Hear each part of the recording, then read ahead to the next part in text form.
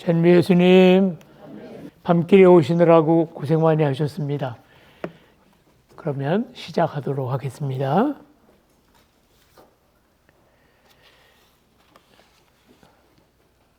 불 좀 줄여주시고 다 같이 두 손을 펴서 무릎에 놓으시고 눈을 지그시 감으시고 숨호흡을 깊게 들이마시고 내쉬시면서 주님이 우리 가운데 오시기를 청하는 마음으로 모든 분심 잡념 다 뒤로 미루시고 잠잠한 가운데 오늘 이 시간도 주님께서 우리 마음을 활짝 열어주셔서 우리 마음에 영적인 양식이 풍부히 내릴 수 있도록 청하시는 마음으로 기도하시겠습니다.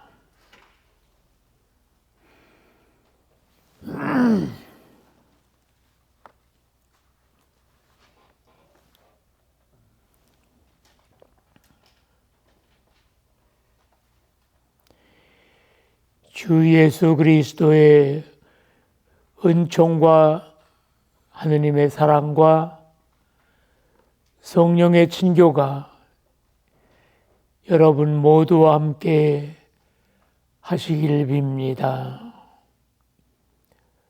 바오로 사도의 말씀입니다.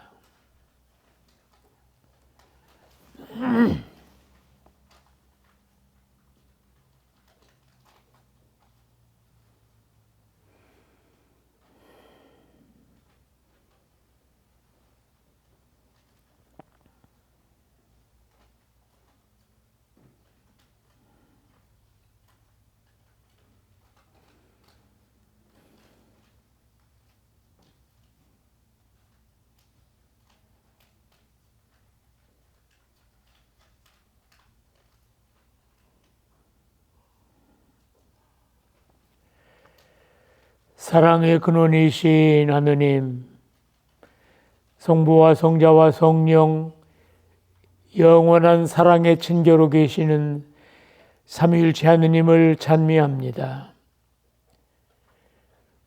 말로는 다 담을 수 없고 이성으로는 다 헤아릴 수 없지만 그 사랑 안에 우리가 초대받았음을 믿고 오늘 이 자리에 모였습니다. 성부 하느님, 우리를 먼저 사랑하신 분이시여 당신의 자녀로 불러주시는 종을 기억하게 하소서. 성자 예수님, 사랑을 몸으로 보여주신 분이시여 십자가와 부활로 교회를 낳으신 주님, 우리의 눈과 마음을 열어 당신의 몸인 교회를 바로 보게 하소서. 성령 하느님, 오늘도 우리 교회 안에 숨쉬는 분이시여 굳어진 생각을 풀어주시고 상처 입은 마음을 하나로 묶어 주소서. 오늘 우리가 배우는 교리가 머리에만 머무르지 않고 삶으로 이어지게 하시고 교회를 말하기 전에 먼저 교회답게 살아가게 하소서. 삼위일체 하느님의 사랑 안에서 우리 모두가 하나의 몸임을 깨닫게 하시며 이 강의의 시작과 끝을 당신께 온전히 맡깁니다. 이 모든 우리들의 기도 우리 주 그리스도를 통하여 비나이다.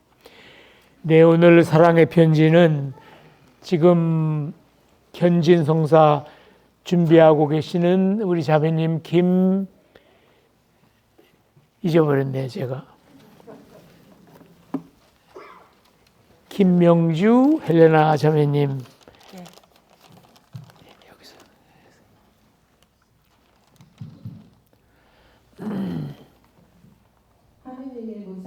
죄를 빚으신 주님, 주님의 자녀로 살아온 35년의 지난 지금의 제 모습은 제도와 제 자신이 지어낸 형식에 익숙해져서 많은 부분에 소홀하고 외면하는 부분이 많은 것 같습니다. 이런 악습에 젖어 있는 저의 모습에도 불구하고 삼위일체이신 주님께서는 저의 죄보다는 저를 기꺼이 받아주시고 자비를 베푸시어 언제나 함께 동행하여 주신다는 말씀에 위로를 느끼며 감사드립니다. 주님은 영이시며 주님의 영이 계신 곳에는 자유가 있다는 말씀이 마음에 와 닿습니다. 모세가 율법을 정할 때에 주님의 뜻을 묵묵히 포함했음에도 주님의 뜻보다는 형식에 치우친 바리새인이나 율법학자들의 모습에 안타까워하시는 예수님을 떠올리며 저 또한 주님을 아프게 하지는 않았는지 주님 안에 머무르는 제 자신이 되고자 노력해 보겠습니다. 성령을 주시어 주님께서 저에게 주시는 희망과 기쁨, 평화, 행복, 감사는 주님께서 저에게 주시는 새로운 생명임을 믿습니다. 새로운 생명의 부활의 생활을 다짐하며 주님께 찬미드립니다. 네, 감사합니다. 네, 하느님께 대한 찬미와 영광, 그리고 내 자신 주님을 좀 더 깊이 알고자 하는 그런 열망도 함께 느낄 수가 있네요. 감사합니다. 오늘은 지난 시간에 시간이 좀 모자라서 하지 못했던 우리 그리스도 교회의 가장 큰 신비이면서도 어려운 삼위일체에 대한 말씀을 오늘 나누도록 하고, 또 그 삼위일체의 말씀이 끝난 다음에는 우리 구원이 이루어지는 현장, 즉 교회에 대한 공부와 묵상을 오늘 하고, 또 다음 주일부터는 이제 성사, 그 중에서도 세례, 견진, 성체에 대해서, 그래서 세례 준비를 그동안 하셨던 분들은 아마 오늘까지는 이미 결의 시간에 기본 결의를 배우셨을 거예요. 그리고 제가 드린 강의는 복습이면서 또 다른 측면에서 지금까지 들으신 강의를 보충하는 그런 것으로 들으셨으리라고 생각을 합니다. 아마 다음 강의부터는 세례 준비하시는 분들도 들어보시지 않은 강의가 될 것 같아요. 그래서 세례 준비하시는 분들 어려우시더라도 빠지지 말고 꼭 참석해 주시면 좋겠습니다.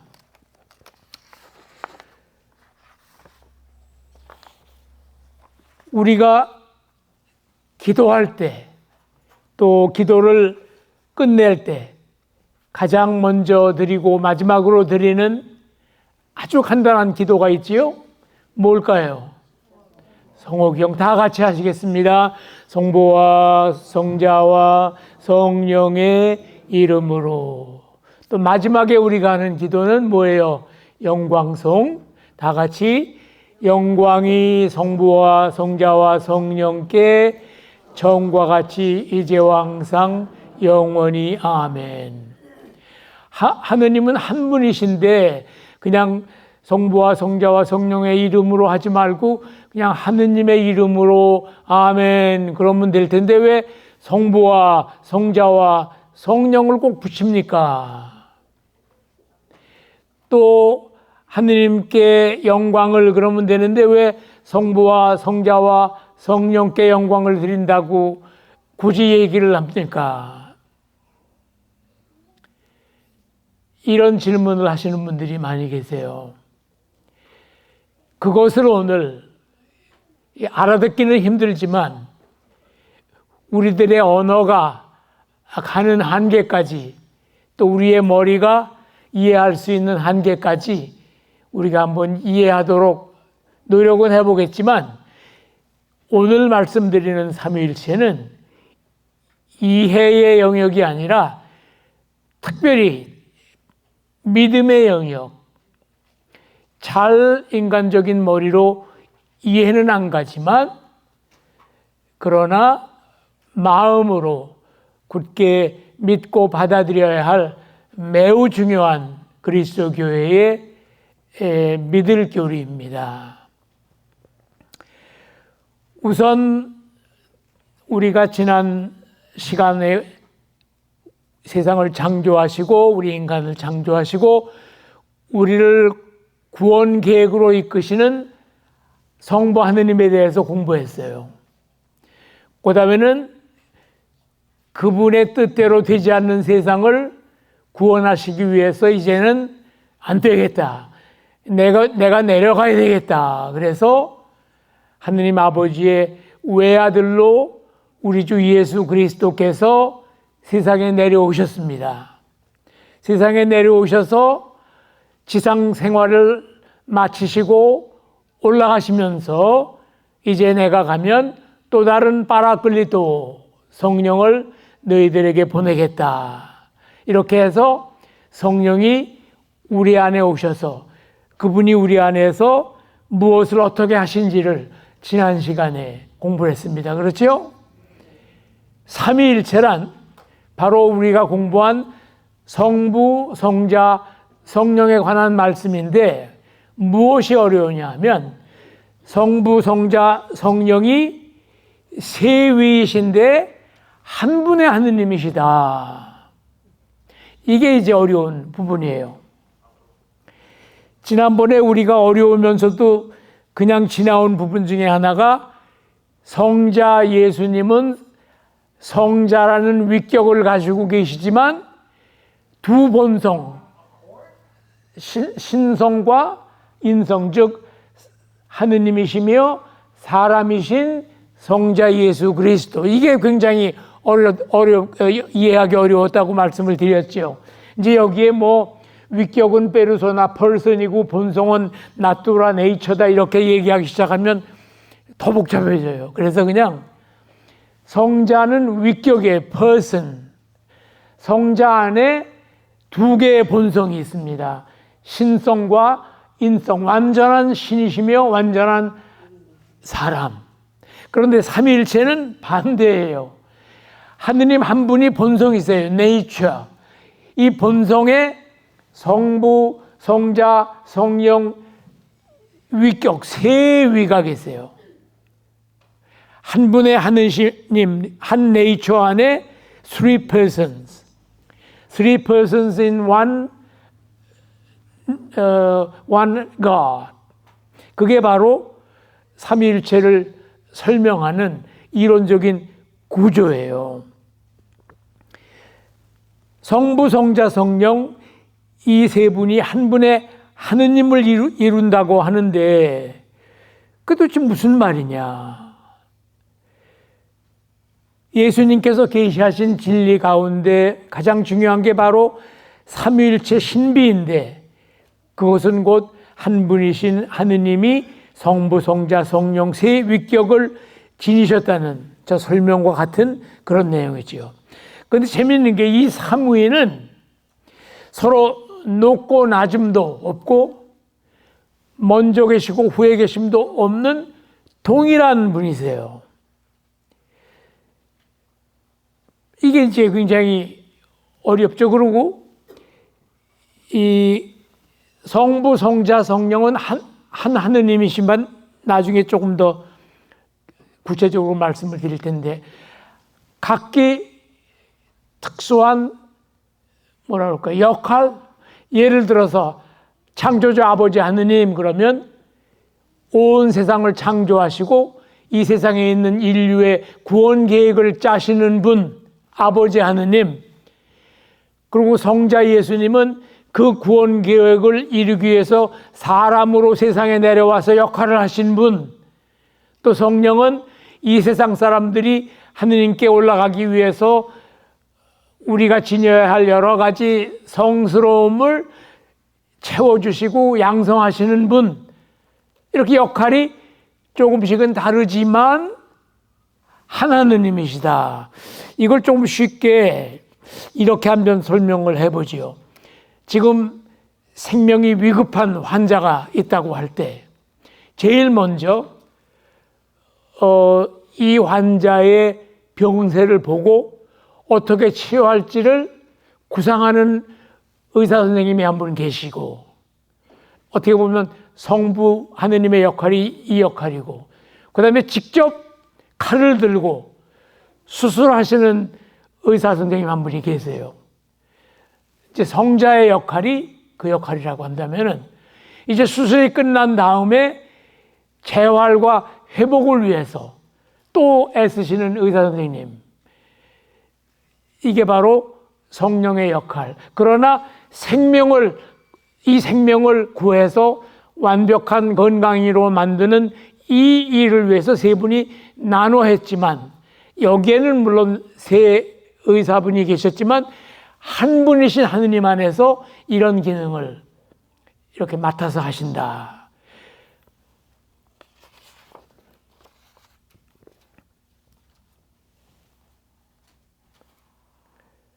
그래서 성삼위께서는, 성삼위 그러면 성부, 성자, 성령을 세위라 해서 성삼위라고 얘기를 해요.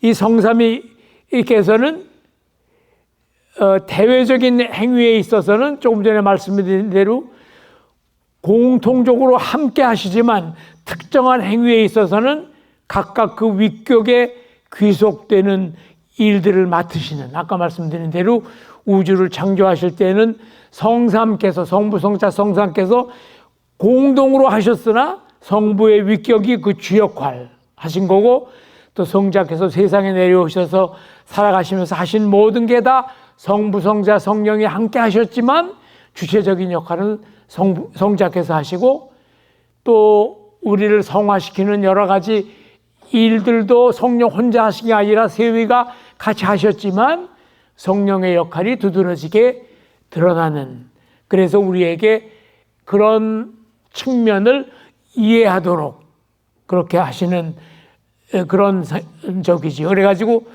그런 부분이 한 분이시면서 어떻게 똑같은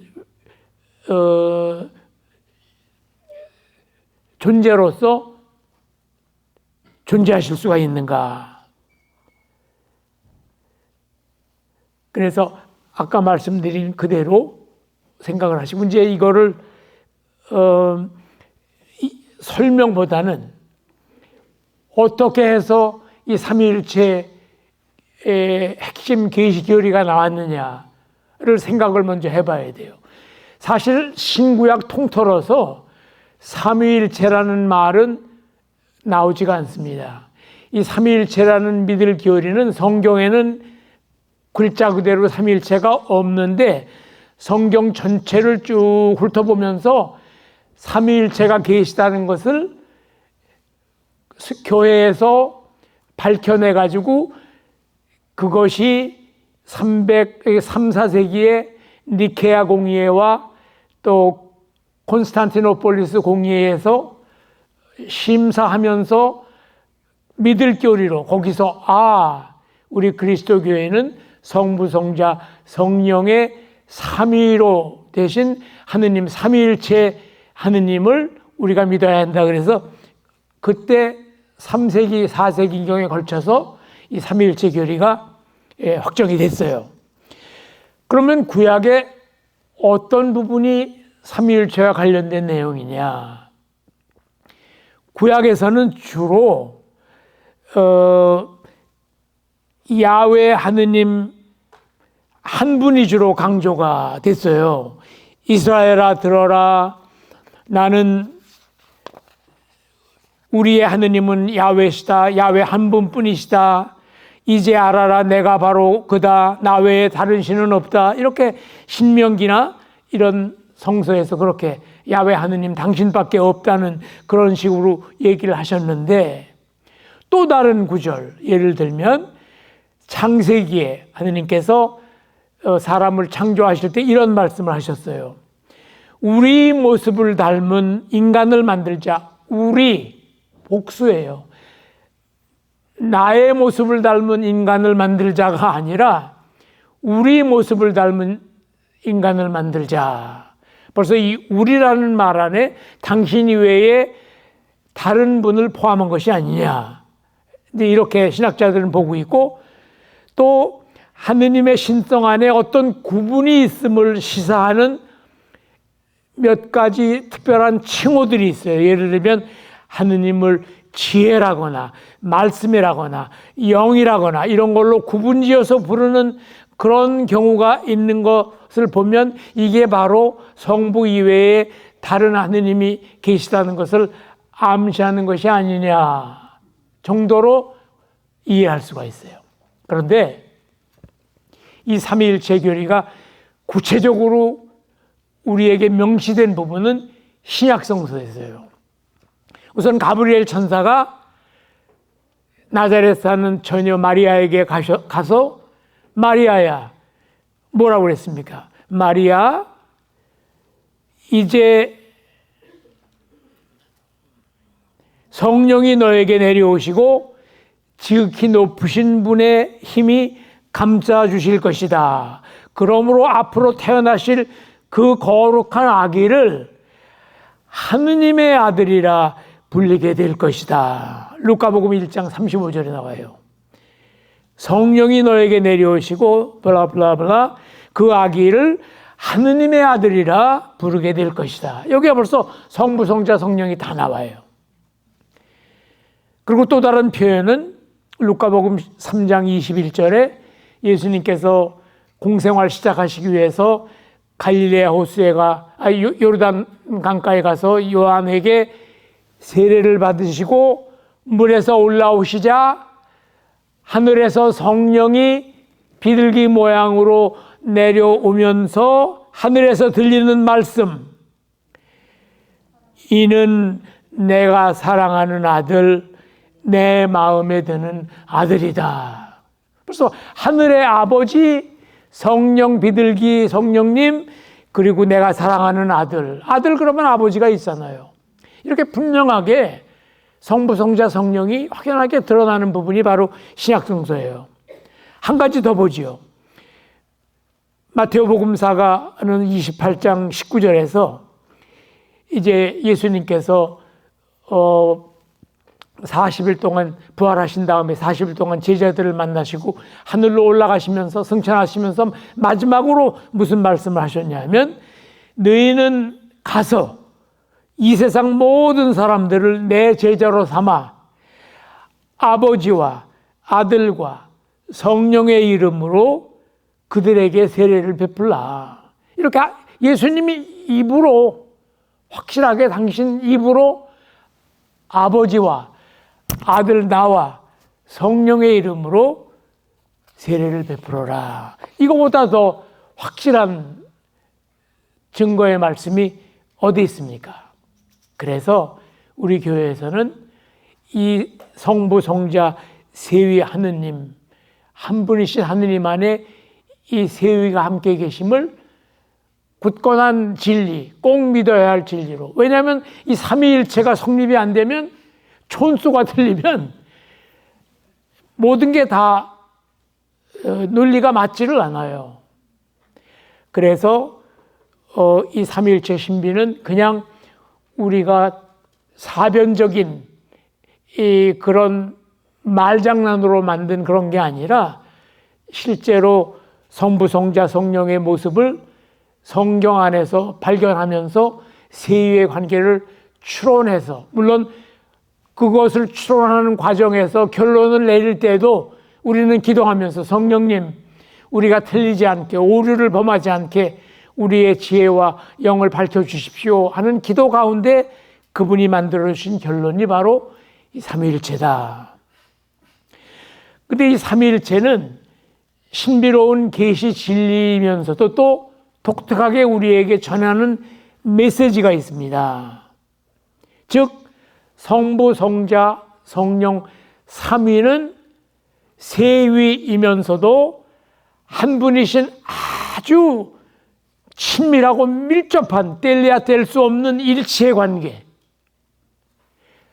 그래서 하느님은 사랑이시다. 여러분들 그렇게 성경에서 읽으셨죠. 하느님은 사랑이시다. 그게 뭐냐면 하느님은 성부, 성자, 성령 세위가 사랑으로 응축된 그냥 사랑 자체이시다. 그런 뜻이에요. 그리고 성부, 성자, 성령께서 이루신 그 응축된 사랑, 그게 바로 우리가 느끼고 실천해야 할 사랑의 본체요 원조다. 그리고 이거와 함께 이어서 하느님 세 분이 하나가 되었듯이 우리도 하나가 되어야 한다. 그래서 삼위일체의 이 사랑의 일치는 바로 인간 공동체의 일치의 원천이고 모범이고 모델이에요. 성부, 성자, 성령께서 사랑 안에 하나가 되셨으리 우리 가정도 하나, 우리 교회 공동체도 하나, 우리 세상도 하나가 되어야 한다. 이것이 바로 삼위일체의 진리가 우리에게 가르쳐주는 또 다른 가르침입니다. 그리고 이 삼위일체를 마치면서 삼위일체 기도를 하나 여러분들에게 소개해드리고 싶어요. 하루에 3분 기도. 그래서 저녁에 침대에 들어가기 전에 여러 가지 개인적인 기도하시고 난 다음에 1분은 그날 하루를 쭉 지내면서 참 그 일은 너무 감사했어 오늘. 하느님께 감사드려야 할 일을 여러 가지 중에 가장 큰 것, 또 감사드릴 일들을 생각을 해내고 그런 것이 이루어질 수 있도록 나에게 여러 가지로 은총을 베풀어 주신 하느님께 대한 감사기도 1분. 그 다음에 그 다음 1분은 오늘 하루를 지내면서 여러 가지 우여곡절도 있고 좋은 일, 그런 일 속에서 스트레스도 받고 한 여러 가지 정말 갈등을 느꼈던 그런 문제들 중에 생각나는 것이 있으면 그때 예수님께 용서해 주시기를 청하고 또 용서받기를 청하고 또 치유해 주시기를 청하고 또 평화를 주시기를 청하면서 하는 그 예수님께 대한 기도 1분. 그리고 마지막으로 성령께는 내일 무슨 일이 닥칠지 모르지만 그런 것 걱정하지 말고 성령께서 잘 풀어주시기를 청하는 내일을 위한 기도 성령께 한마디. 이렇게 1분 성부께, 2분 성자께, 3분 하느님께 이렇게 봉헌하는 그런 기도를 드리면 어떨까 이렇게 생각을 합니다. 그러면 아니 성부, 성자, 성령께 이렇게 따로따로 기도를 해야 합니까? 여러분도 어떤 때 헷갈리시죠? 하느님이 한 분이신데 세위가 계신데 누구한테 기도해야 성령께만 기도하면 성부가 뭐라고 그러시고 성자께만 기도하면 성령이 또 뭐라고 그러시는 게 아닌가? 저도 옛날에 그렇게 혼돈스러웠어요.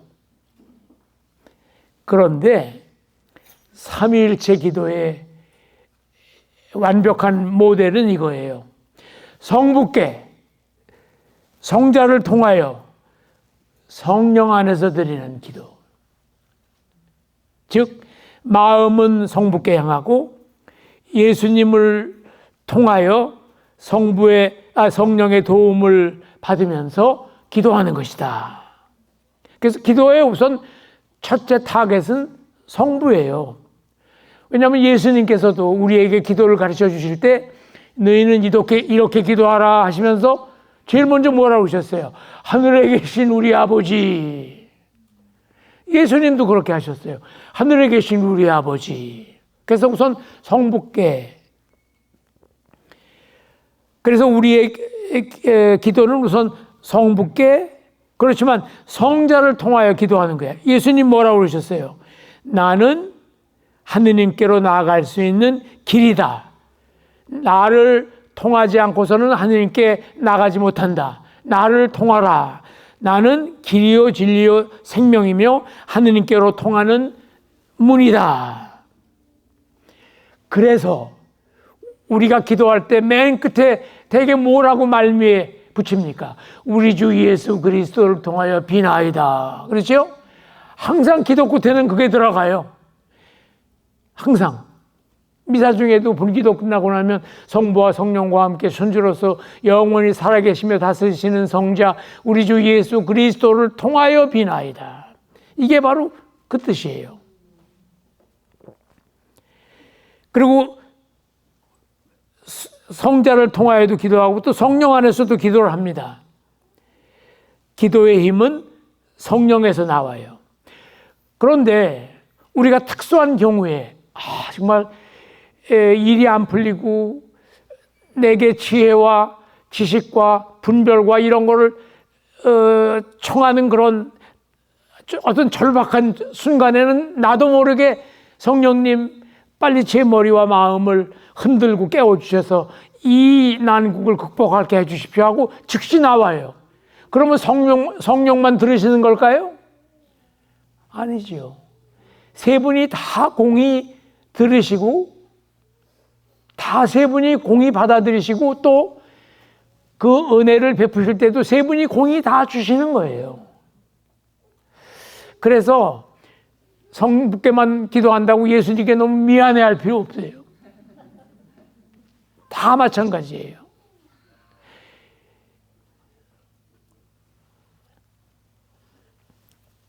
그래서 거기에 대한 오해나 혼돈은 없으시길 바랍니다. 사실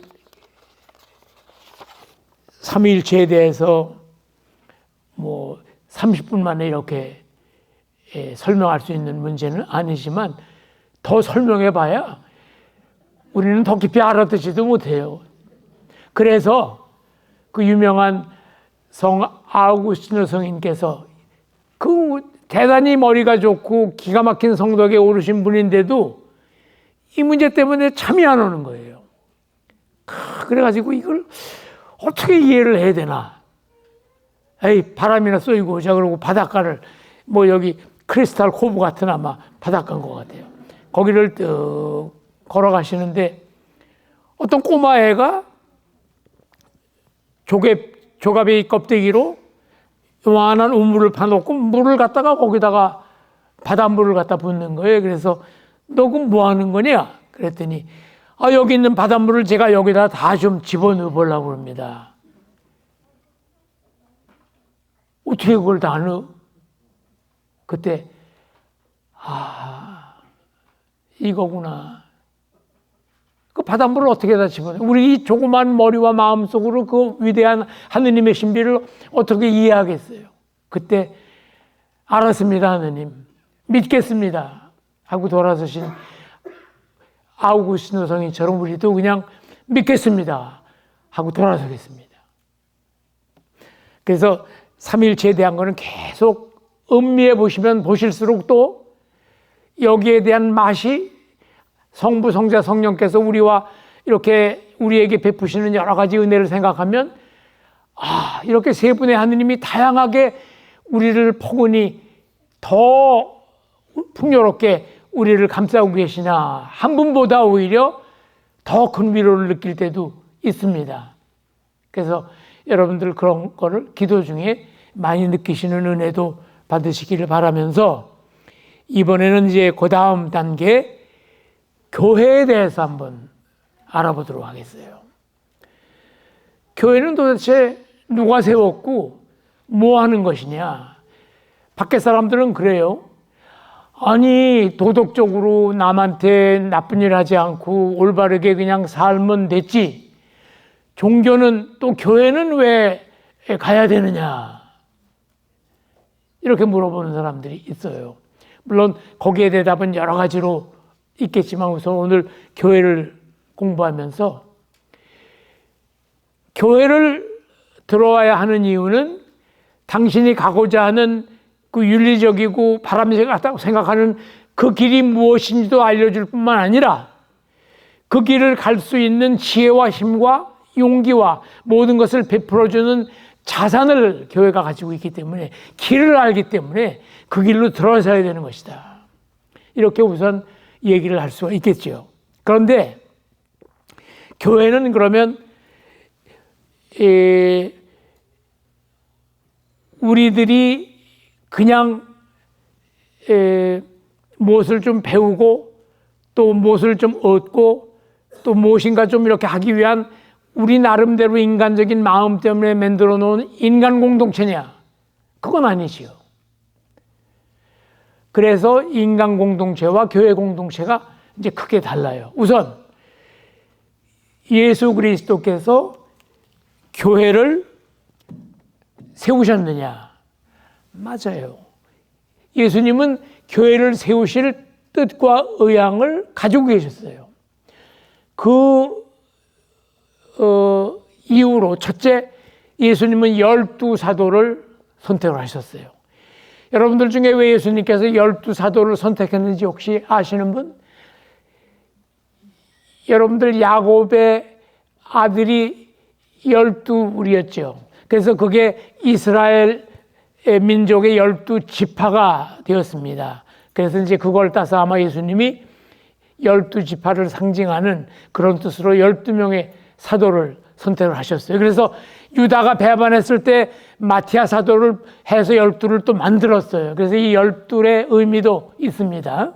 아무튼 이렇게 예수님께서는 12사도를 선택했을 뿐만 아니라 제자들에게 여러 가지 소임을 또 줬어요. 그래서 제자들도 예수님의 은혜를 받아가면서 마귀도 쫓아내고 병자도 고치고 뭐 그러기도 했지 않습니까? 그리고 그 12제자 중에 특별히 누구를 선택했느냐? 베드로 사도. 예수님이 베드로를 왜 선택했는지 모르겠어요. 베드로가 아주 말도 거칠고 성격도 오락가락하고 뭐 그냥 전승에 의하면 그렇게 차분하고 아주 리더십이 있고 또 머리가 좋고 그런 사람 같지는 않아요. 제자들이 대개 뭐 유다가 아마 유다스가 제일 머리가 좋았던 것 같아요. 아무튼 베드로를 뽑으셨어요. 그래서 마테오 복음 16장 18절에 보면은 너는 베드로이다. 내가 이 반석 위에 나의 교회를 세울 터인즉 아무도 지옥문도 너를 쓰러뜨리지 못하리라. 이렇게 이미 예수님은 베드로 사도를 통해서 당신의 교회 공동체를 앞으로 이루어서 당신의 말씀이 영영세세 제네레이션 투 제네레이션 끝까지 세상 종말까지 이어지는 공동체를 만들기로 작정하시고 내려오셨어요. 그래서 예수님께서는 우리를 개인으로도 부르셨지만 공동체 안에 속한 개인, 그리고 공동체 안에 속했다는 건 개인 구원뿐만 아니라 공동체 전체가 함께 사랑을 나누고 함께 기도하고 함께 나누고 함께 십자가를 지고 함께 덕을 닦으면서 함께 성장하는 그게 이제 교회. 그 공동체가 바로 예수님이 우리에게 맡기신 그런 공동체예요.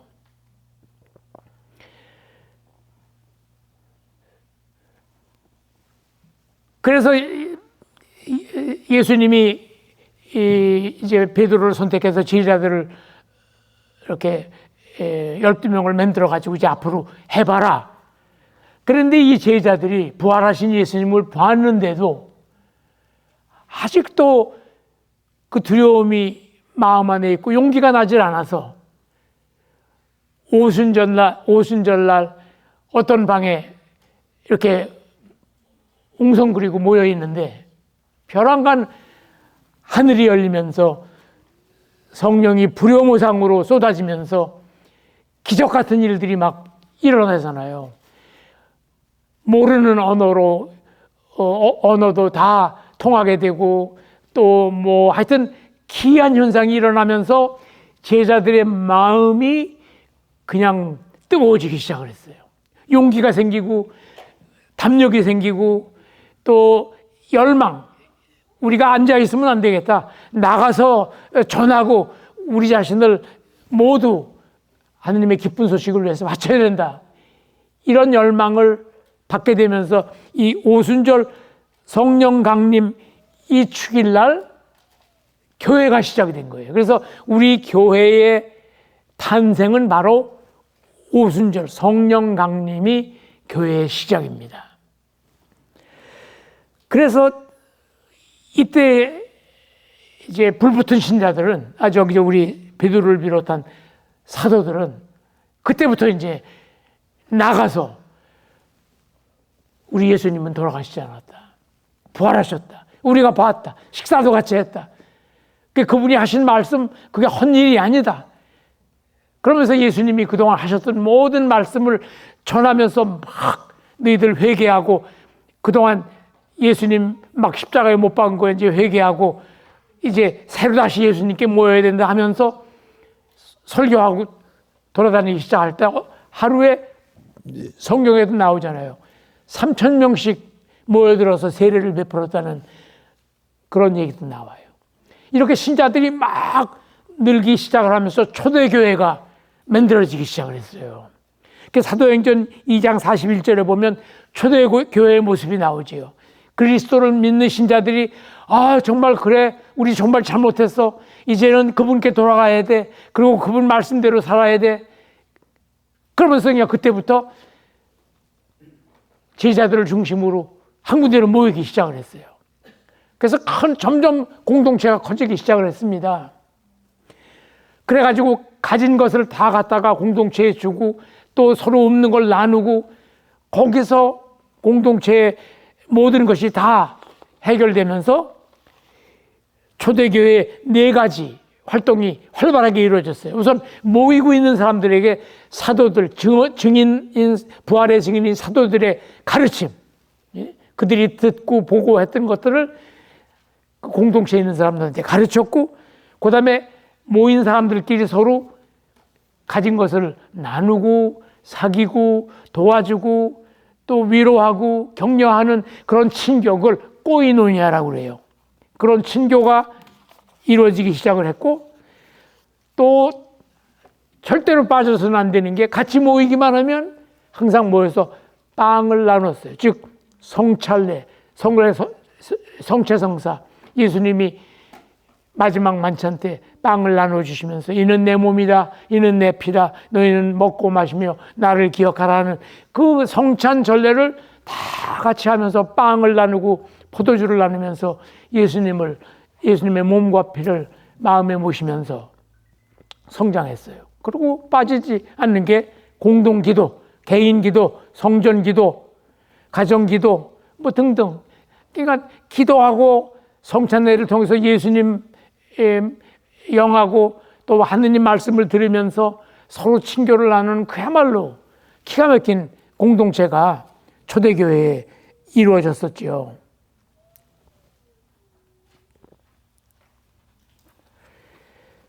그리고 예수님을 따르던 사도들이 이제는 우리가 이스라엘에만 있을 것이 아니라 우리가 하느님의 복음을 기다리는 데로 나가자. 그래서 토마 사도는 또 인도로 가고 또 바오로 사도는 어딜 갔습니까? 지금 터키 그리스를 통해서 로마까지 들어갔어요. 베드로 사도도 로마로 들어가고 또 산티아고에 갔던 그 제임스 야고보 사도는 스페인까지 가고 막 사도들이 흩어지면서 유럽과 전 세계로 복음을 전하러 다녔어요. 그런데 바오로 사도하고 베드로 사도가 들어간 로마, 그때는 이제 로마의 천국이었어요. 그 이스라엘도 로마의 속국이었지 않습니까? 로마 제국이 유럽 거의 다를 식민지화해서 다스리고 있던 때였는데, 그때 그 로마 제국의 대제 컨스탄티누스가 황제를 하고 있을 때 그리스도교가 들어오면서 황제의 권위가 떨어지기 시작하는 거예요. 주님은 한 분이시다. 그분이 우리의 왕이시다. 그러면서 황제인 자기를 별로 대단하게 여기지 않는 그런 풍조. 그래서 이건 충성심이 없다. 이거는 우리나라 사람이 아니기 때문에 이제 뭐 여러 가지 불편한 심기를 드러낼 뿐만 아니라 그 당시에 로마는 다신교, 신이 많은 신을 공경하는 그런 분위기인데 유일신교가 들어가서 오로지 한 분 하느님이시다 하면서 다른 신들을 다 무시하니까 이 분위기 자체가 가톨릭 교회가 그리스도교 신앙이 받아들이기가 힘들면서 그때부터 300년 동안 대박해가 시작됐습니다. 그래서 베드로 사도도 지금 바티칸 대성당 그 자리에서 예수님처럼 십자가에서 돌아가셨어요. 순교하셨어요. 그리고 바울 사도도 목 잘려서 참수를 당하셨어요. 그리고 대부분의 선교하러 나간 12제자도 대부분 거의 다 돌에 맞아서 창에 맞아서 순교하셨어요. 그러다가 다행히 3세기 초반에 콘스탄티누스 대제 마음 안에 큰 변화가 일어났어요. 여기서 많이 설명할 수는 없지만 그때 어떤 전쟁을 크게 벌이고 있었는데 계속 전쟁에 지면서 위기를 당하는데 어느 날 하늘에서 표징이 나타났어요. 태양 위에 빛이 번쩍 있는 십자가를 보았고 또 그 위에 글귀 PX라고 쓴 글귀를 보았다고 그래요. 환신지 그 사람이 보았. 하여튼 그 사람의 마음이 이게 바로 그리고 승리를 했어요. 그 전쟁에서. 그러고 나니까 내가 박해하던 하느님이 나를 도와주셨구나. 이런 개인적인 이런 마음도 있었지만 뭐 완전히 천주교 그리스도 신앙을 받아들이고 그런 건 아니지만 하여튼 그리스도교를 박해해서 안 되겠구나. 뭐 이제 이런 마음이 들어가지고 또 그 당시에 로마 제국이 이 경제적으로나 또 여러 가지 이론적이고 또 정치적인 측면에서도 굉장히 멸망할 수밖에 없는 그런 구조로 돌아가는 그런 아주 쇠퇴해가는 그런 지경이었다고 그렇게 얘기를 해요. 그래서 이 콘스탄티누스 제제가 313년에 밀라노 칙령이라는 것을 보내면서 박해를 종료시켜요. 그래서 공개적으로 신앙 활동을 하게 했을 뿐만 아니라 몰수했던 교회 재산도 반환을 했어요. 그래서 그 박해 시대에 그 박해를 피해서 그 지하 동굴로 들어갔던 사람들, 여러분들 로마에 가서 까따콤바 보셨죠? 그 까따콤바가 바로 그 박해를 못 이겨서 지하의 동굴을 파고 살았던 그분이 교우들의 모습이 바로 그런 거예요. 근데 이 칙령이 나오면서 이제 해방이 된 거죠. 그래가지고 그때부터 이제 교회가 머리를 들고 모습을 드러내면서 우리 교회의 교리를 좀 더 정교화하게 정립을 시켜가지고 더 체계적인 전교를 하게 됐습니다. 그 당시에 있었던 유명한 공의회가 바로 니케아 공의회하고 콘스탄티노폴리스 공의회, 바로 삼위일체 교리가 그때 공인이 돼가지고 우리에게 발표가 된 거죠. 이렇게 해서 5세기까지는 잘 나갔어요, 이렇게. 그런데 5세기가 지나면서 5세기부터 15세기를 보통 중세시대다 이렇게 얘기를 해요. 중세. 여러분들 중세 그러면 중세시대에 우리 교회가 좀 거시기 했다던데 이런 얘기를 많이 들었을 거예요. 그래서 이 중세에 들어오면서 상황이 어떻게 됐는가를 좀 말씀드릴 필요가 있습니다. 우선 아까 말씀드린 대로 로마 제국이 5세기까지는 그런 대로 버티다가 5세기가 지나면서부터 망조가 들려가지고 완전히 이 서방 로마 제국이 붕괴가 됩니다. 그래가지고 유럽 사회는 정치, 행정, 교육, 문화의 중심을 한순간에 잃어버리게 됐어요. 그래서 왕권은 불안정해졌고 문자와 법, 행정 능력을 가진 집단은 거의 다 사라지고 똑똑하고 또 쓸만한 그런 제도나 이런 것도 제망가졌어요. 그런데 그런 공백 속에서 유일하게 지속성과 조직을 가진 기관이 하나 있었는데 그것이 바로 교회였어요. 그래서 교회가 부상을 하기 시작을 했죠. 그래서 그 당시에 교회의 지도자였던 주교는 도시의 지도자가 되었고 수도원은 문명과 질서를 보존하고 지키는 그 사회의 보루가 되어서 굉장히 중요하고 큰 역할을 하게 되었습니다. 그래서 중세 교회는 스스로 권력의 탐욕을 가지고 뭔가 세상에 나가서 쟁취한 그런 게 아니라 사회가 요구한 역할을 떠맡으면서 사회 중심에 서게 된 것이 바로 교회예요.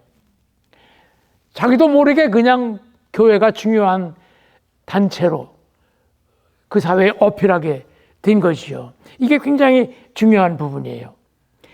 그래서 중세 교회를 놓고 볼 때 이런 위치에서 우리 교회가 세계를 위해서 한 아주 그 긍정적인 그런 측면부터 먼저 한번 말씀을 드려볼게요.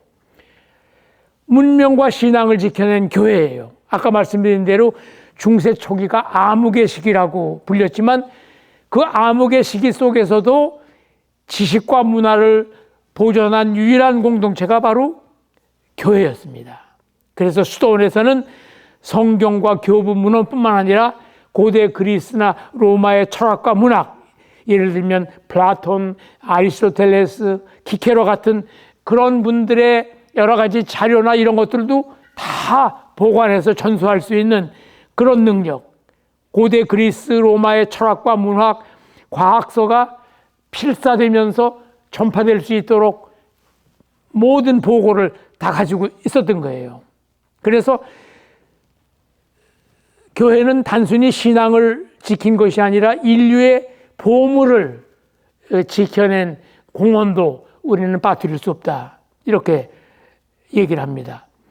그리고 그 중세 시대에 그 신학과 철학의 충돌이 있었어요. 예를 들면 신앙이 이성을 억압하는 시대로 생각이 뭐 중요하냐. 그냥 믿어야지. 그렇지만 신앙과 이성이 서로 대화하면서 공존해야 한다 하는 그 신앙과 이성의 화해 이론을 누가 만들어서 공표했냐 하면 스콜라 철학의 대표로 나오신 토마스 아퀴나스 성인이 바로 그 역할을 하셨어요. 그래서 중세 교회는 대학이 탄생했고 토론과 질문, 논증이 신앙의 한 방식이 되었을 뿐만 아니라 생각하지 말고 무조건 믿어라 하는 것이 아니라 생각하면서 믿어라 하는 식의 여유 있는 그런 신앙의 모습도 보여주는 긍정적인 면이 있었습니다. 뿐만 아니라 예술과 전례를 통해서도 큰 공헌을 했어요. 그 당시에 많은 예술가들의 테마, 메인 서브젝트는 바로 성경의 주제였어요. 여러분들 루브르 박물관이나 또 세계 어디를 가도 유명한 그림은 다 성모님 그림, 예수님 그림, 십자가 그림, 그리고 지금 세상에서 내놓으라 하는 성당, 물론 그거 짓느라고 뭐 어떻게 해가지고 욕을 많이 먹었지만 이 베드로 대성전을 비롯한 세상에 있는 그 화려하고 엄청난 예술적인 가치들이 있는 미술품, 건축, 모든 것. 예수님이 안 계셨더라면 과연 그런 게 남아있을까?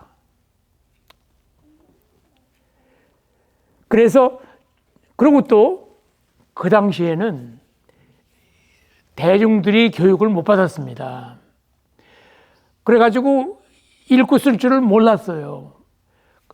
그리고 인쇄술이 발달이 안 됐기 때문에 성서를 전부 필사해서 나눠야 되니까 성경을 읽을 수도 없었어요. 그래서 오로지 성경을 읽고 해석하고 가르칠 수 있는 사람은 성직자나 수도자밖에 없었어요.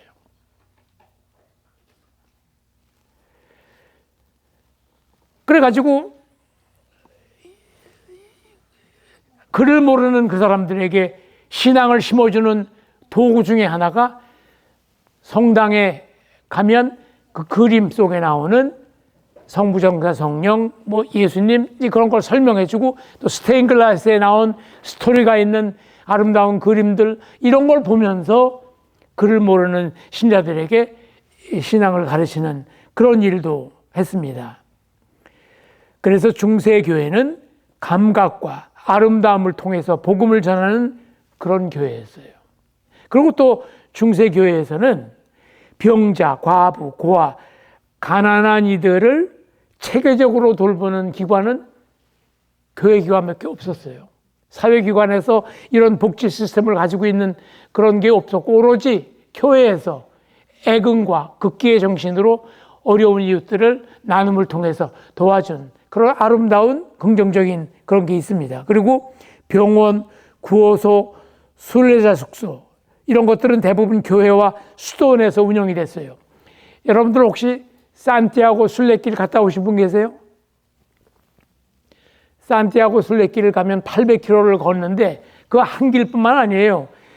성 야고보 사도가 묻힌 산티아고 데 콤포스텔라에 유럽에서 12세기경 중세시대에 피정하느라고 또 죄값 하느라고 또 극기하느라고 수백 킬로를 이 야고보가 묻혀 있는 산티아고 성당을 향해서 성지순례를 했어요. 예루살렘도 성지순례지만 유럽에서 이걸 많이 했어요. 그 길이 여러 굴레예요. 근데 가다 보면 한꺼번에 800km를 다 갈 수가 없잖아요. 그래서 말을 타고 또는 걸어서 그냥 보찜지고 가는데 가다가 자야 되잖아요. 그래서 잠잘 때를 지금 말로 알베르게라고 그랬는데 숙소예요. 순례자들의 숙소. 그 순례자들의 숙소에 머물면서 순례자들에게 안내를 하고 도와주고 이렇게 하던 그 안내 봉사자들이 누구냐? 꾸르실리스타예요. 그래서 거기 가면 꾸르실리스타 그 표가 많아요. 뭐 데콜로레스도 써붙여 있고 그렇게 꾸르실리스타들이 그때 순례에 와서 극기하고 단식하고 걷는 사람들 뒷바라지 해주는 그런 일도 그 당시에 일어났던 거예요. 참고로 말씀을 드립니다. 그래서 교회는 그 당시에 완전하지 않은 사회 속에서 그래도 가장 이런 안전과 복지와 또 미술, 예술을 위해서 공헌한 그런 거는 잊지 말아야 할 것이다. 이러면서 그 다음에는 한 것만큼 어두운 부분도 또 적지가 않다. 빛이 컸던 만큼 그림자도 깊었습니다. 문제는 아까 말씀드린 대로 교회가 그 사회의 중요한 것을 다 관장하는 그런 중심이 되었던 거예요. 그래서 교회가 우선 그렇게 힘이 있고 권력이 이렇게 능력이 있다 보니까 세속 권력과 유착이 돼요. 그러면서 교회는 점점 영적으로 성장하는 것이 아니라 세속적으로 퇴락하기 시작을 했어요. 토지, 군대, 세속 통치권을 다 소유하게 되었고요. 그리고 주교나 수도원장은 목자가 아니라 봉건 영주가 되기도 했습니다. 그리고 그렇게 될 수밖에 없었던 게 저도 얘기를 들어보면 그 당시에 신앙적으로 열심히 했던 봉건주나 또 부자들이 세상을 마지막으로 하직할 때 이 재산을 전부 교회에다가 기증을 하고 가는 거예요. 그러니까 교회가 땅이 늘어나고 이렇게 그냥 부가 축적이 됐죠. 이렇게 부가 축적이 되다 보면 그 조직은 상하게 돼 있어요. 하여튼 돈이, 권력이 개입이 되고 또 그게 합해지면 부패가 되는, 부패 냄새가 나기 시작을 하죠. 그래서 성직도 매매를 하고 직위도 세습을 하고 부를 축적하는 그런 불상사가 발생하기 시작하면서 교회는 복음의 증언자라기보다는 권력의 구조와 구조의 일부로 보이기 시작을 했지요. 그리고 또 워낙 교회의 힘이 강하고 또 막강하다 보니까 신앙은 믿어도 되고 안 믿어도 되는 게 아니라 안 믿으면 너희들 불리익이 말도 못해. 점점 믿음이 강요가 되기 시작을 했어요. 그러니까 믿음이 개인의 응답이 아니라 사회적인 의무가 되었어요. 그래서 믿지 않으면 여러 가지 불이익이 오고 배제를 당하고 또 교회에다 대고 바른 말 하면 또 처벌을 받고 뭐 이제 이런 식의 어떤 여러 가지 이런 과정에서 양심의 자유와 신앙의 자발성이 크게 악화됐어요. 그건 교회가 아니었지요. 그런데 그것보다도 더 큰 상처를 만든 것은 바로 십자군 전쟁과 이단 신문이에요. 이게 바로 우리 중세교회의 가장 큰 아픈 상처라고 볼 수 있죠.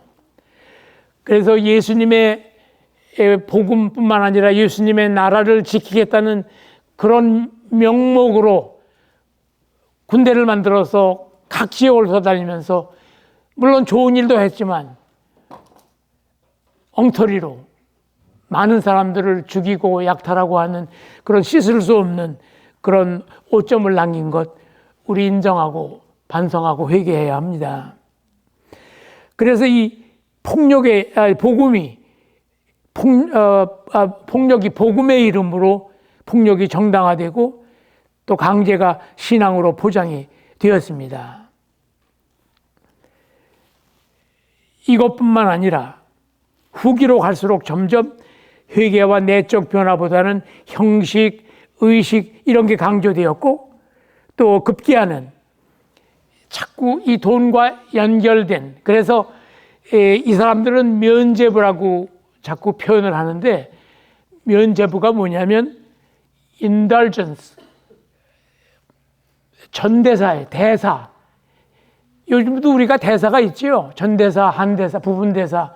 이건 뭐냐면 우리가 죄를 사함을 받고 났지만 완전히 깨끗하게 죄를 사함을 받지 못하고 찌꺼기가 좀 남으면 그 찌꺼기는 우리의 자선 행위, 금욕이라든가 극기라든가 기도라든가 또 돈으로 어디 애긍이나 자선을 한다든가 이런 걸로 그 찌꺼기가 없어진다는 그런 게 나와 있어요.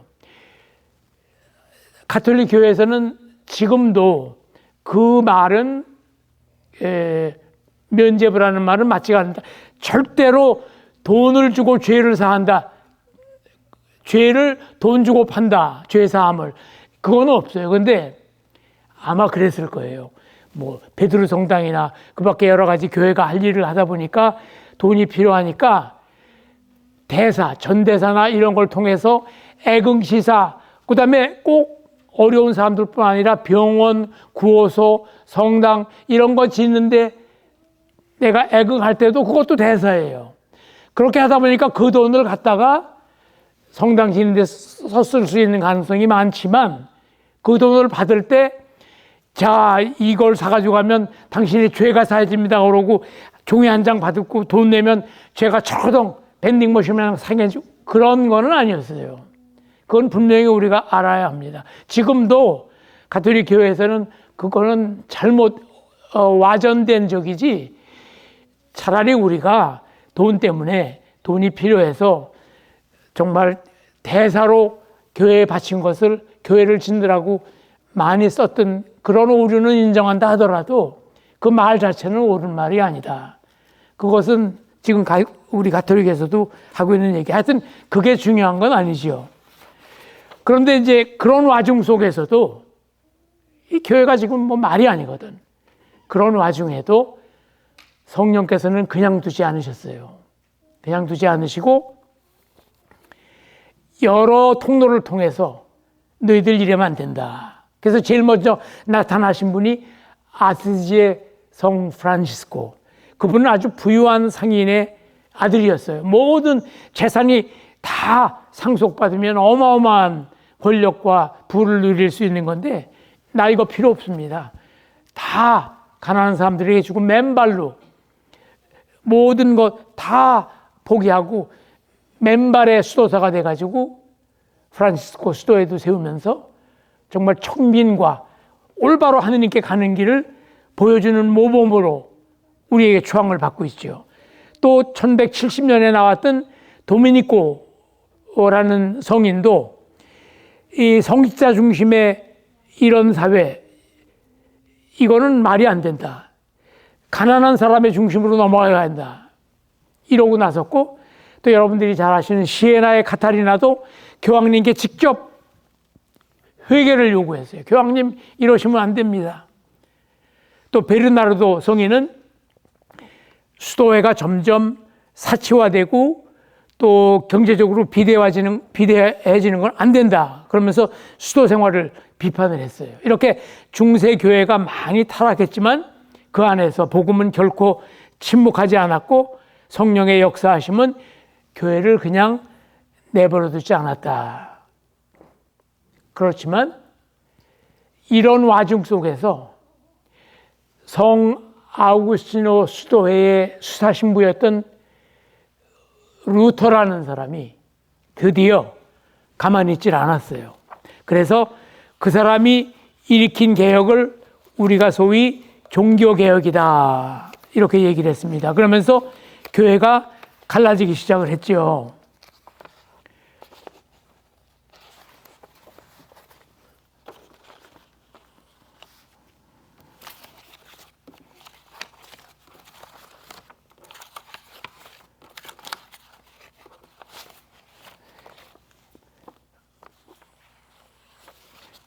그런데 우리 교회가 루터 때문에 갈라지기 이전에 이미 한번 갈라졌어요. 언제냐면 1054년에 우리 그리스도교 서방 로마 가톨릭 교회가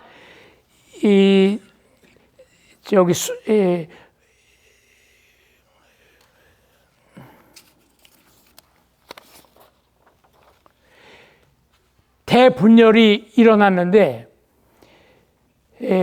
동방정교회와 가톨릭이 분열하게 됐어요.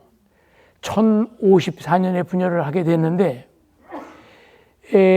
분열하게 된 이유가 신학적인 갈등이 있긴 있었는데 그게 다는 아니었어요. 무슨 갈등이었냐면 우리는 성령이 성부와 성자로부터 발하신다고 신경에다가 그 문구를 적어놨는데 동방교회는 성령은 오직 성부로부터만 발현한다. 성자는 빼라. 이제 이게 굉장히 문제가 됐었어요.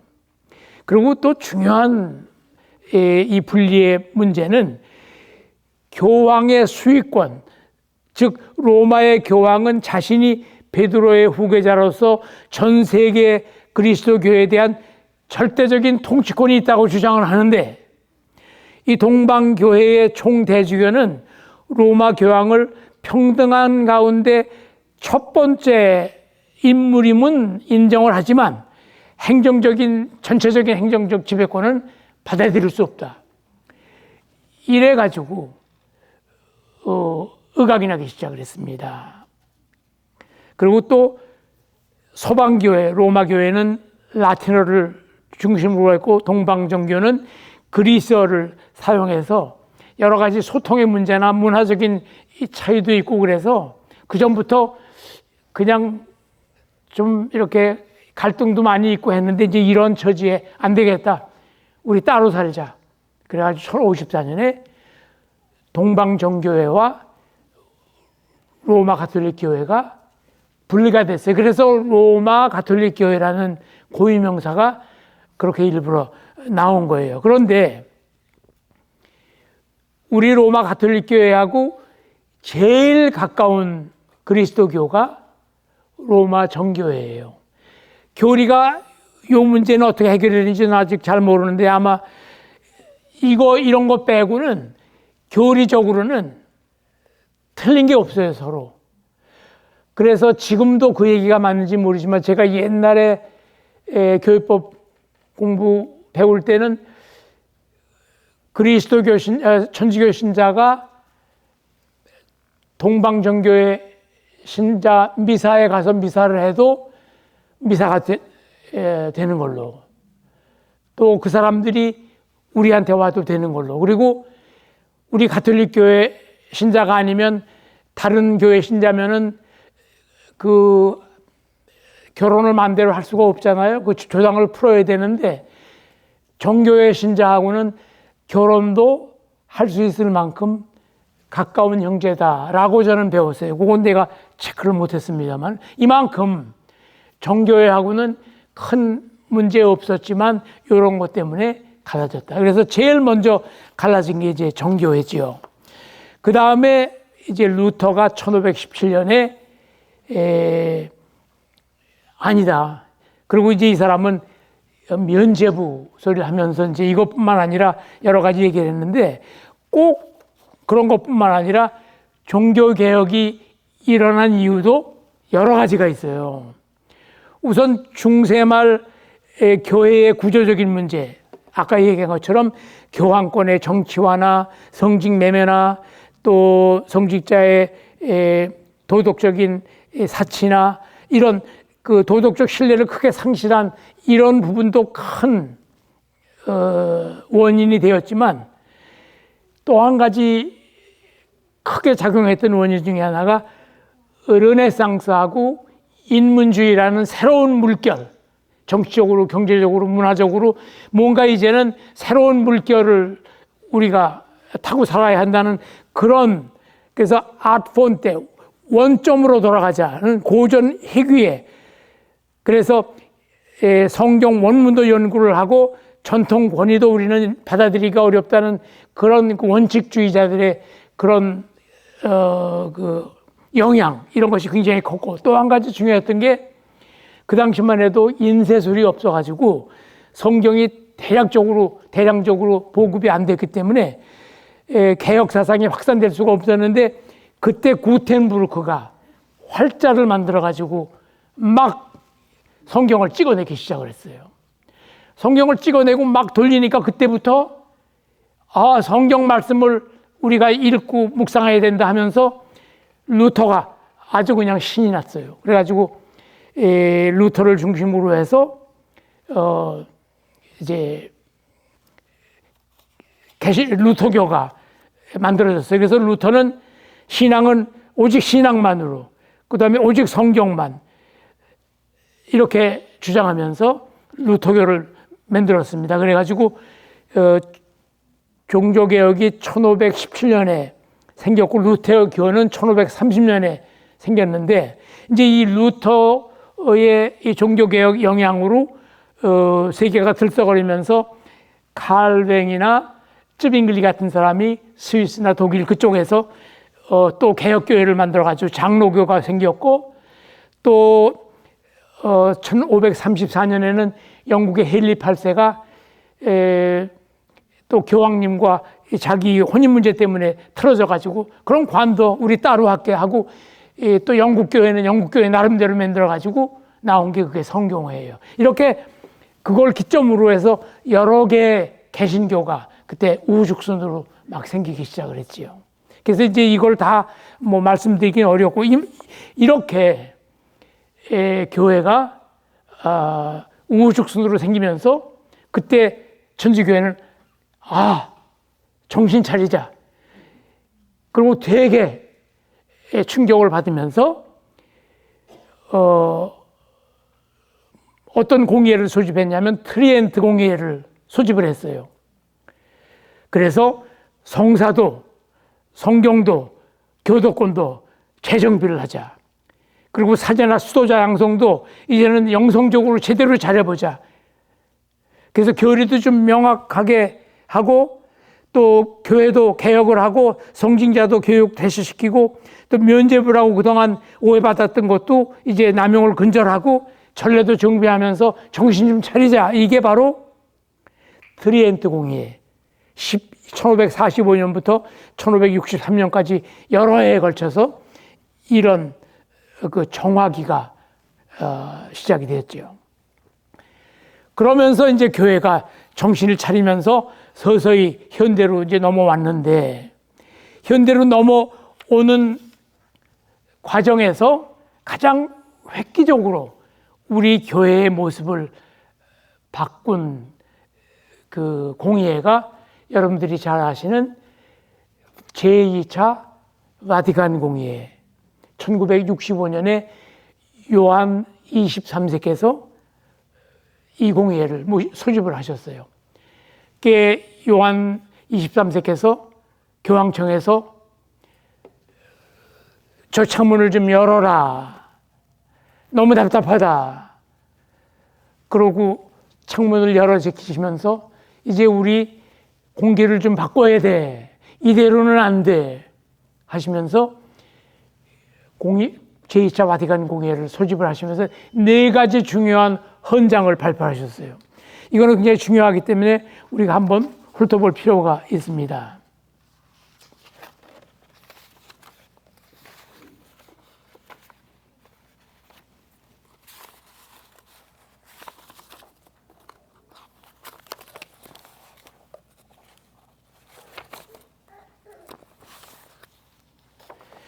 우선 공의회 그러면은 교리를 만들거나 또 이단을 척결하거나 그럴 때 쓰는데, 이 요한 23세가 주장한 이 바티칸 공의회는 아까도 얘기한 것처럼 새로운 공기를 마시자. 이제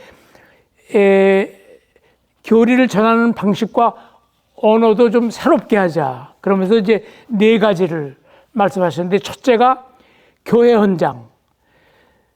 즉 교회의 본질을 설명할 때 지금까지는 교회를 성직자를 주축으로 하는 교회였는데 그게 아니다.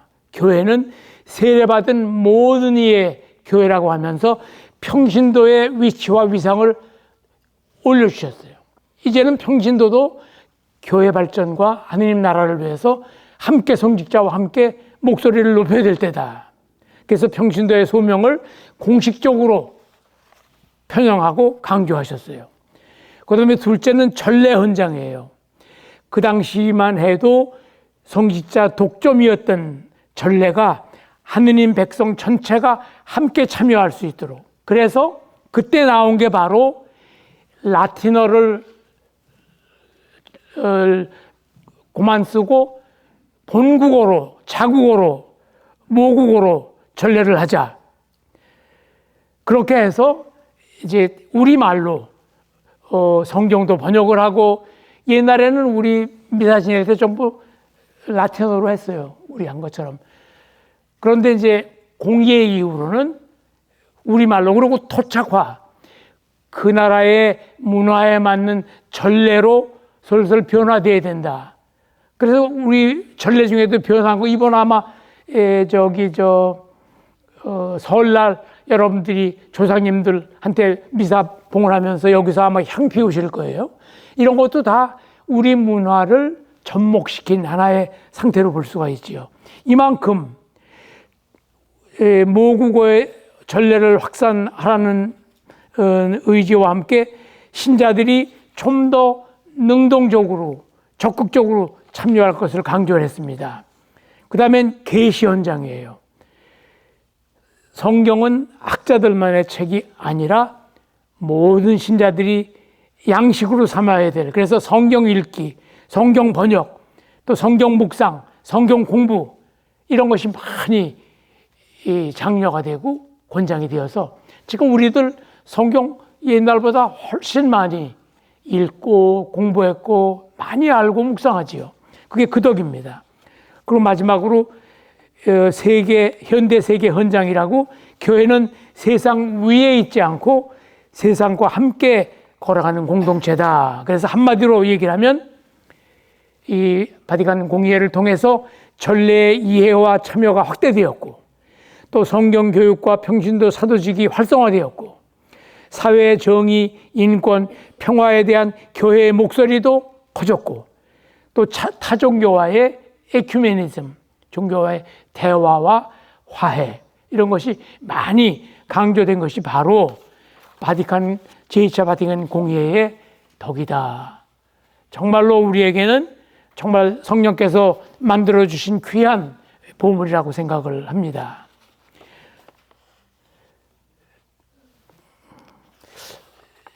시간이 많이 되었는데요. 그러면 요거하고 함께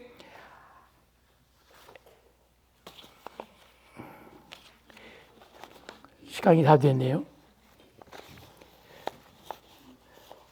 우선 교회는 그럼 무엇이냐? 교회에 세 가지 본질이 있어요. 먼저 교회는 하느님의 백성이다. 그냥 우리끼리 어떤 주제를 가지고 모인 그런 공동체가 아니라 하느님께서 부르시고 또 그분의 아드님이 주인이시고 또 성령이 그 교회를 이끄는 그런 하느님의 교회, 백성.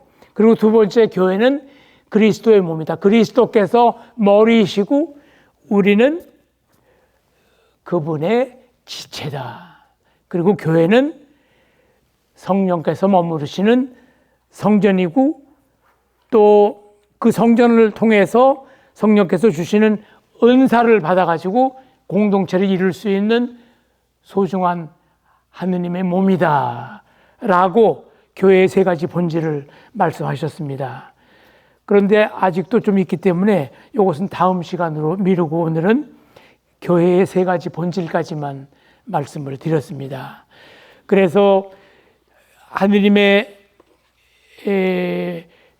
부르심으로 우리들이 모였고 또 그분이 이 거룩한 교회로 이끄시는 공동체가 바로 교회지만 우리 교회도 사람이 모인 곳이기 때문에 교회가 거룩하지 않은 것이 아니라 거룩하라고 모인 사람들이 완벽하게 거룩하지 못하기 때문에 저지르는 많은 오류들을 우리는 오늘 보았어요. 그러나 성령께서는 그곳으로 끝이지 않고 거룩하지 않은 우리를 정화시켜서 아름다운 교회, 거룩한 교회로 자꾸 이끄시는 거기에 우리는 희망을 갖고 또 우리 스스로가 교회 안에 한 구성원으로서 완벽하지 않은 존재인데 교회를 통해서 우리도 주님께서 원하시는 모습으로 변화되어 가는 그런 과정이 곧 교회의 역사다. 거기까지만 말씀을 드리고 교회의 본질과 여러 가지에 대해서는 다음 시간에 말씀드리도록 하겠습니다. 마침 기도하실게요.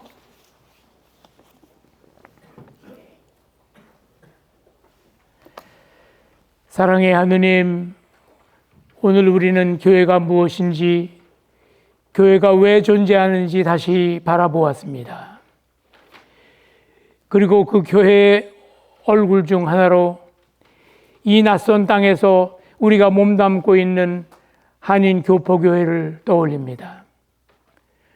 언어도 문화도 다른 땅에서 우리를 하나로 묶어주신 곳, 신앙뿐만 아니라 삶의 외로움과 눈물 함께 나누게 해주신 곳, 고향의 말과 노래와 기도로 다시 숨쉬게 해주신 교회를 오늘 감사하는 마음으로 당신께 봉헌합니다. 주님, 우리는 압니다. 우리 교회가 늘 이상적이지 않다는 것을. 작은 공동체이기에 상처도 더 가깝고 말 한마디 시성 하나에도 마음이 쉽게 다친다는 것을 말입니다. 같은 신앙을 고백하면서도 서로를 이해하지 못하고 같은 성체를 모시면서도 마음은 멀어질 때가 있음을 주님 앞에 숨기지 않습니다. 그러나 주님, 교회는 상처 없는 사람들의 모임이 아니라 상처를 안고도 함께 머무는 사람들의 공동체임을 저희가 다시 믿게 하소서. 불편함이 생길 때마다 떠나기보다, 잡음이 들 때마다 등을 돌리기보다 당신께서 먼저 우리를 포기하지 않으셨음을 기억하며 머무르는 용기, 기다리는 인내, 화해를 선택하는 믿음을 저희에게 주십시오. 주님, 우리 교회 안에서 우리가 서로의 짐이 아니라 서로의 기도가 되게 하시고 비판의 말보다 청원의 기도를 먼저 선택하게 하시며 옳음보다 사랑을 더 소중히 여기게 하소서. 완벽한 교회를 꿈꾸기보다 당신께서 함께 하시는 교회를 믿게 하시고 문제없는 공동체를 찾기보다 십자가를 함께 지는 공동체를 선택하게 하소서. 주님, 이민 길 위에서 신앙을 잃지 않게 붙들어준 이 교회를 위하여, 다음 세대에게 믿음을 전해주는 이 교회를 위하여, 오늘도 묵묵히 봉사하는 이들을 위하여 당신의 성령을 새롭게 부어주소서.